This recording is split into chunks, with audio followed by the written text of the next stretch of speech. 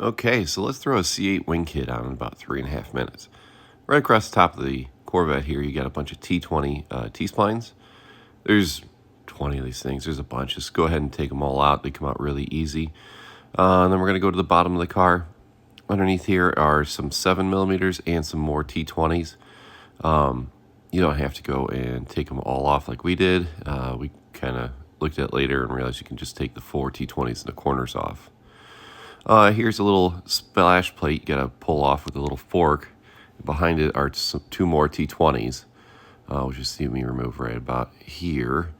All we're doing here is basically just getting access to the back of the Corvette. In the fender area, you'll find a couple more screws. The screws up here in this corner are not very easy to get to and impossible to film, so it's two 7mm sitting down low and then one 10mm up high.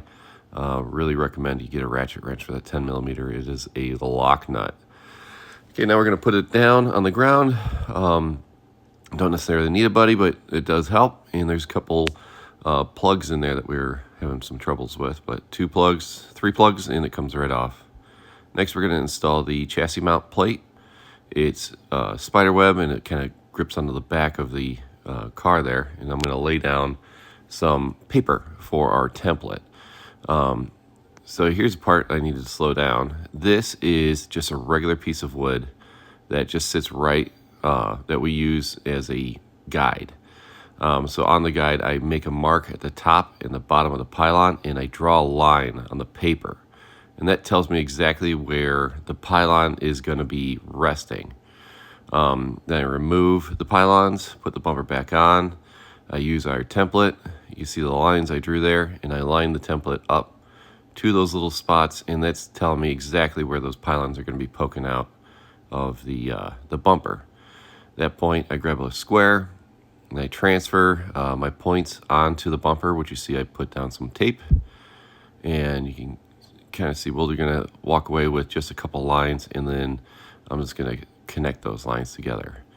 Cutting the bumper is way easier than it needs to be. Just use a box cutter and just keep dragging that box cutter. After about 20 passes, you'll be able to puncture through the bumper. It's just plastic after all. It's not very difficult, and the little slide will come right out. On this job, we nailed it first time, so we didn't actually have to do any finish trimming, but sometimes that happens. We're going to put the pylon mount back on. We're kind of giving it a look, seeing if we need to trim or cut anything. It seemed pretty good, so we pulled it off. Next, we're going to pull some trim out of the Corvette and bolt down the wing pylon. It's spider webs, like we said, right under the back side of the chassis. And this way you can still keep golf clubs in the back if you want to. And then, throw the lower pylon back on, throw the upper pylons on. Now it's time to bolt on the wing. The wing setting shouldn't be that difficult. We set it about 0 degrees if you got no splitter. It's about 6 degrees if you do. And got to give it the old heave-ho test, see if it holds your weight up.